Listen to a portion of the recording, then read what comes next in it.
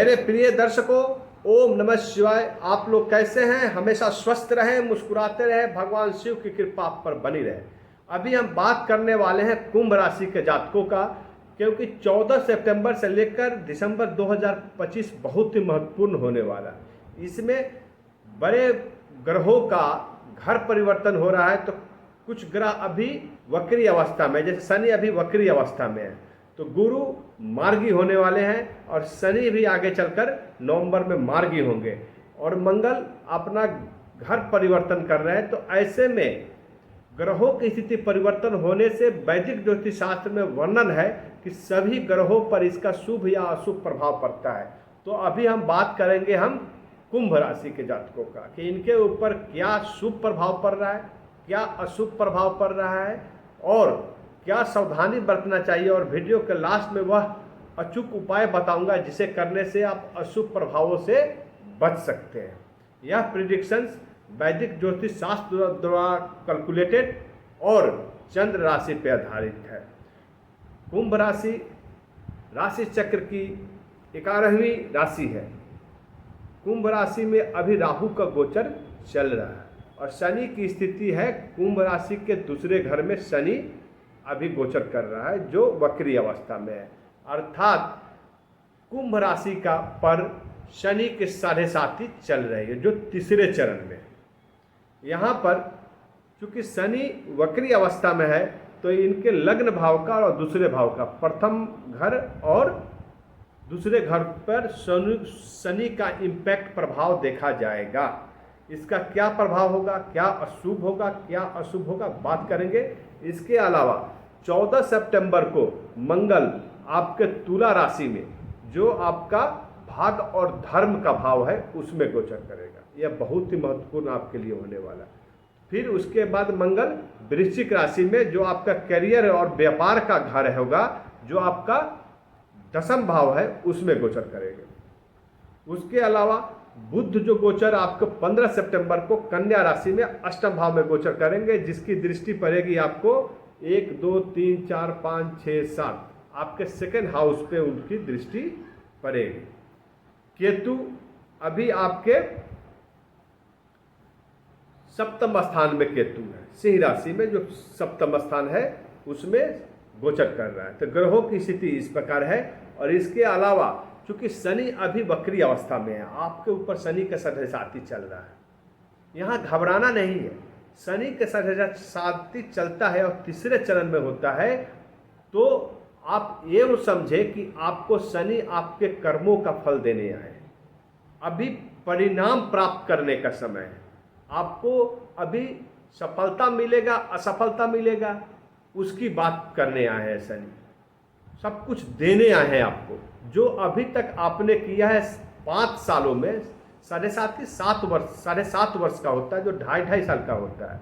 तो 2.5 साल जब शनि आपके द्वादश भाव में थे तो आपने क्या किया, फिर आपके लग्न भाव में 2.5 साल के लिए आए, तो पूरे 5 साल आप जो काम किए हैं और अभी जो कर रहे हैं, जो तीसरे चरण में है, यहाँ पर जो मीन राशि में शनि है, 2.5 वर्षों के लिए रह रहे हैं, जो 28 मार्च को गोचर हुए थे। तो यहाँ पर शनि अगले 2-2.5 साल, जो मार्च से 2.5 साल, तो अभी लगभग आप मान लो कि ये अगले 2 साल तक आपको जो काम करेगा उसका परिणाम आपको देंगे। ये 2 साल में आपको सारे रिजल्ट देंगे, लेकिन यह प्रिडिक्शन आपको दिसंबर तक बात कर रहे हैं, तो आपको परिणाम प्राप्त करने का समय आ गया। शनि वक्री अवस्था में है। क्लियर वर्णन है वैदिक ज्योतिष शास्त्र में कि जब शनि वक्री अवस्था में रहते हैं और आपके त्रिकोण के स्वामी हैं, आपके द्वादश भाव के स्वामी है शनि, तो आपको शुभ परिणाम देंगे। और यहाँ पे एक चीज और नोट करने की चीज है कि शनि आपके स्वामी ग्रह भी है, तो शनि आपके लिए बुरा कभी नहीं करेंगे। ये नोट कर ले। 7.5 चल रही है लेकिन आपका बुरा नहीं करेंगे। लेकिन एक चीज और ध्यान देने वाली बात है कि शनि हमेशा दंडनायक है। आप अच्छे कर्म करेंगे तो अच्छा ही परिणाम देंगे, बुरा कर्म करेंगे तो बुरा परिणाम देंगे आपको। तो आपको सोचना है कि आप क्या कर रहे हैं। मेहनत करने वालों को कभी निराशा हाथ नहीं लगती है। शनि ऐसे ग्रह है कि जब जिसके स्वामी ग्रह हो, वक्री अवस्था में हो और 7.5 चल रही हो, आप मेहनत कर रहे हैं तो आपको निराशा कभी हाथ नहीं लगेगी, ये ध्यान देने की बात है। और आपके दूसरे घर में है, धन के घर में है, वाणी के घर में है, कुटुंबों के घर में है, तो यहाँ पर आपको धन की कमी कभी नहीं होने वाली है, नोट कर लें। आप आलस करेंगे, काम करने से दूर भागेंगे, तभी आप फिर भी शनि आपसे मेहनत करा के ही रहेंगे, क्योंकि जिस घर में बैठते हैं शनि उससे वो काम करा कर रहते हैं, तो आपसे मेहनत कराएंगे और आपको धन की कमी कभी नहीं होने देंगे। धन का भंडार आपका भरा रहेगा हमेशा, ये सत्य है, नोट कर ले आप। फिर शनि की जो 3 दृष्टियां होती है, पहली दृष्टि पड़ रही है आपके चौथे घर पे, और चौथा घर होता है भौतिक सुखों का, तो आपको भौतिक सुखों की प्राप्ति होगी।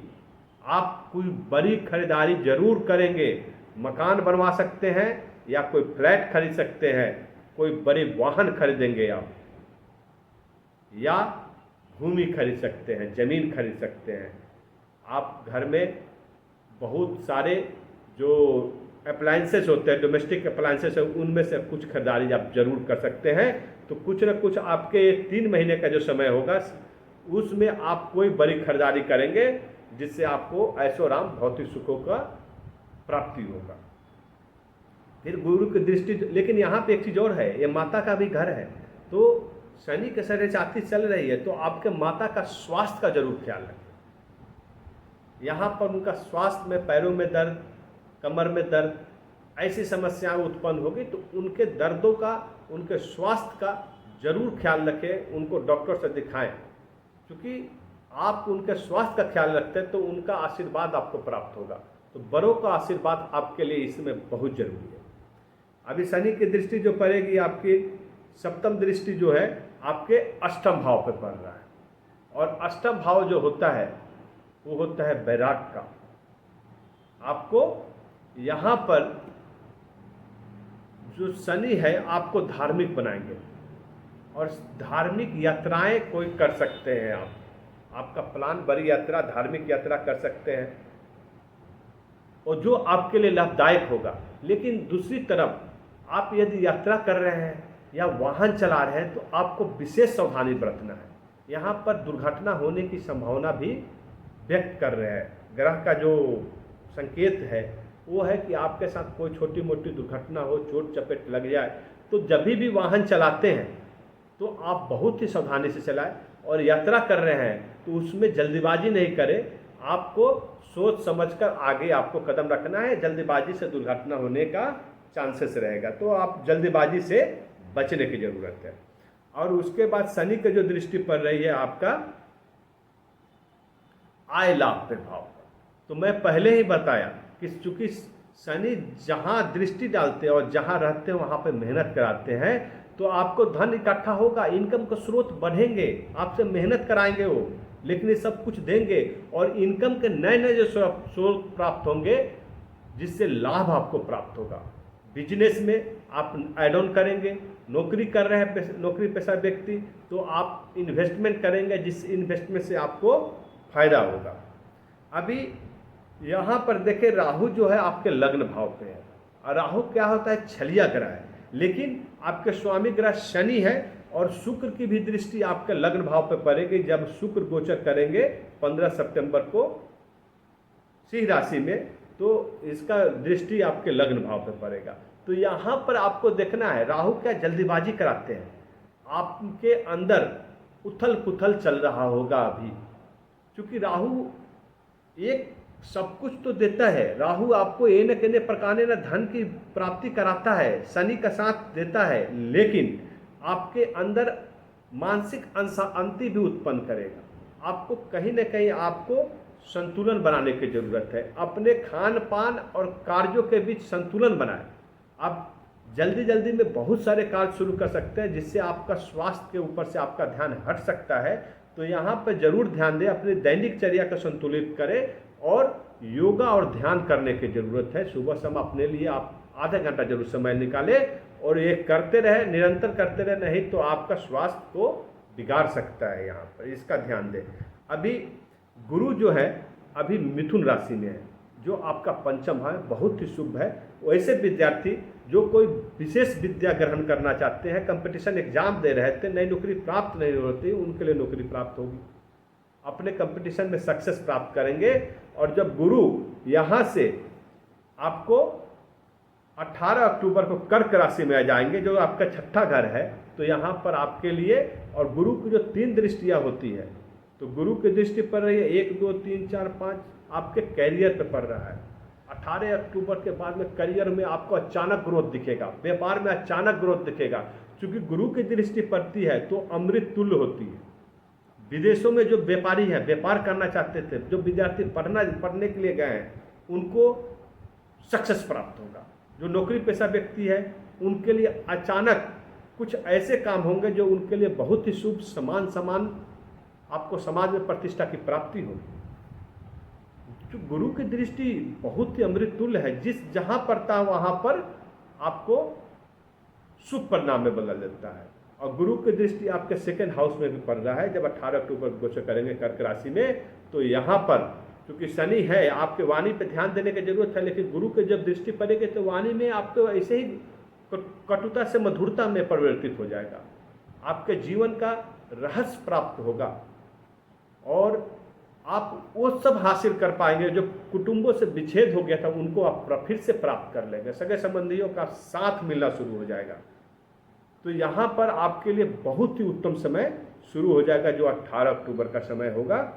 तभी अभी भी आपके लिए बहुत ही मिला जुला समय है। आपको विशेष रूप से आपको स्वास्थ्य के ऊपर ध्यान देने की जरूरत है और मेहनत को करते रहने की जरूरत है।